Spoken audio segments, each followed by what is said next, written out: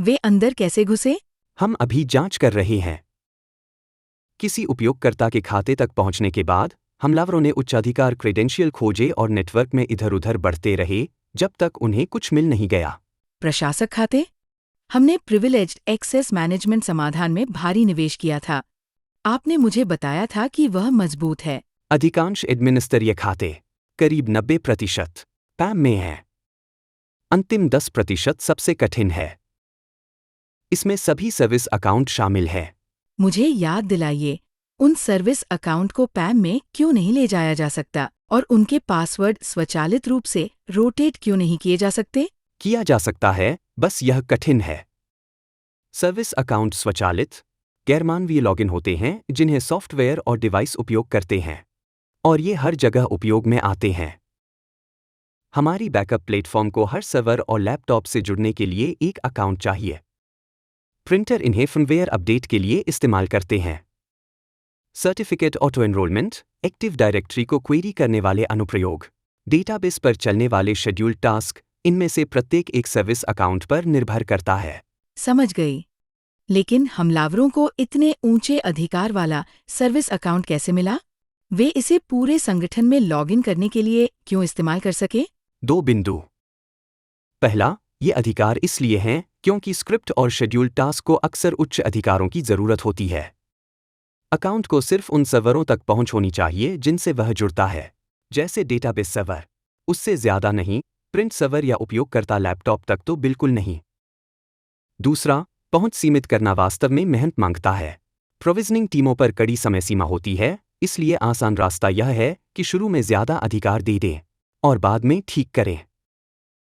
अब इसे उन सभी अनुप्रयोगों की संख्या से गुणा करिए जिन्हें हम सपोर्ट करते हैं, और उन उत्पादों से जिन्हें हमें बनाए रखना और अपडेट करना होता है, तो आप आसानी से सैकड़ों सर्विस अकाउंट तक पहुंच सकते हैं।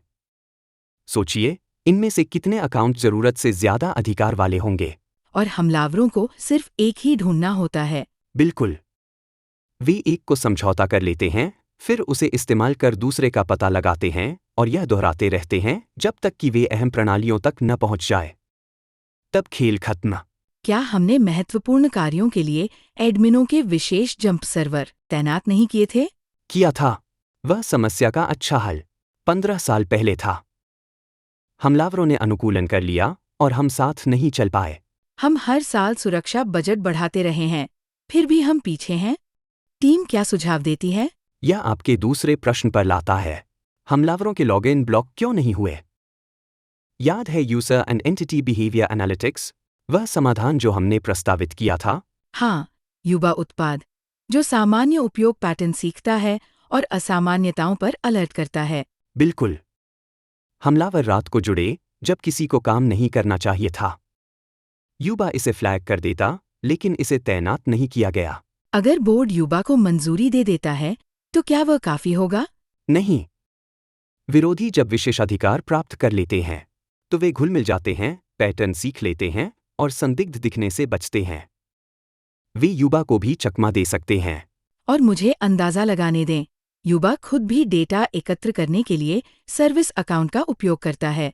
बिल्कुल सही। युवा रक्षा की एक परत है।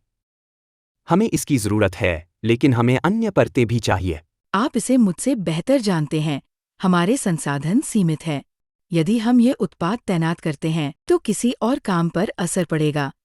हमारी सीमित क्षमताओं को देखते हुए, वह कौन सा एक उपाय है जो सबसे अधिक प्रभाव डालेगा और अधिक अधिकार वाले खातों के जोखिम को सबसे ज्यादा घटाएगा?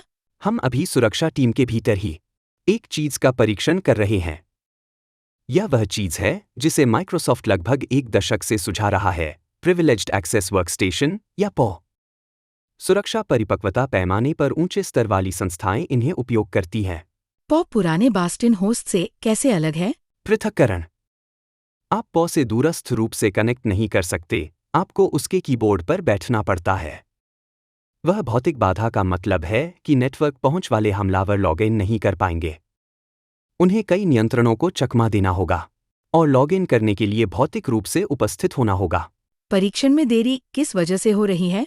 पॉ तैनात करना हर प्रशासक, सर्विस डेस्क, सर्वर, नेटवर्क, अनुप्रयोग सबको प्रभावित करता है। हमने जो सद्भावना बनाई है उसे बनाए रखने के लिए हमें सहमति चाहिए। इस घटना की एक सकारात्मक बात है कि बोर्ड अब सुनेगा। यदि हम इसे दोहराने से रोक सकते हैं, तो वे समर्थन करेंगे। कोई गारंटी नहीं, पर इसमें शक नहीं कि पॉ किसी भी हमलावर की लागत को काफी बढ़ा देता है। ठीक है, इसे मुझ पर छोड़ दीजिए। क्या यह बातचीत आपको जानी पहचानी लगती है? इसे सीआईओ और सीईओ के बीच, या सीईओ और डायरेक्टर ऑफ सिक्योरिटी ऑपरेशंस के बीच, या इंसिडेंट रेस्पॉन्स मैनेजर के साथ एक परिचित बातचीत के रूप में सोचिए। यदि आपके पास एक अच्छी तरह परिभाषित इंसिडेंट रेस्पॉन्स योजना है और आप कुछ हद तक नियमित रूप से कम साल में 2 बार अभ्यास करने में सक्षम हैं, तो जब कोई सुरक्षा घटना होती है, विभिन्न पक्ष पहले से ही अपनी भूमिकाओं से परिचित होते हैं। इंसिडेंट रेस्पॉन्स टीम घटना की सीमा निर्धारित कर रही होती है। शेष सुरक्षा टीम और आईटी टीमें यह सुनिश्चित करने का प्रयास कर रही होती हैं कि प्रभाव सीमित रहे, सेवाएं बहाल हों और व्यवसाय न्यूनतम समय में फिर से संचालन में आ जाए। घटना के बारे में नियमित रूप से अपडेट होने के अलावा सक्रिय बोर्ड बड़ी तस्वीर में दिलचस्पी रखता है। आगे चलकर हम इस प्रकार की समस्या को कैसे रोक रहे हैं? हम इसे रोकने के लिए कौन से कदम उठा सकते थे? उन कदमों को उठाने से क्या कारक रोक रहे थे? उन अवरोधों को हटाने के लिए हम क्या कर सकते हैं ताकि संगठन के पास भविष्य में इस प्रकार की चुनौती से उबरने का सर्वोत्तम अवसर हो? और यह सुरक्षा रणनीति को कैसे दिशा देगा? जो बातचीत हमने सुनी, आपकी उच्चतम जोखिम वाले खातों की रक्षा की योजना के सिर्फ दूसरे हिस्से को ही संबोधित करती है। पहला हिस्सा आपके पर्यावरण में सभी खातों की एक सूची तैयार करने से शुरू होता है। उनका उद्देश्य, क्या वे अभी भी उपयोग में हैं? उनके पासवर्ड पिछली बार कब बदले गए थे? उन्हें किस स्तर की पहुंच दी गई है? और अन्य तर्कसंगत प्रश्नों के उत्तर देने से, जैसे क्या आपके पर्यावरण में ऐसे सर्विस अकाउंट हैं जिन्हें डोमेन एडमिन अधिकार प्राप्त हैं? कितने अकाउंट के पास डोमेन एडमिन जैसी पहुंच है?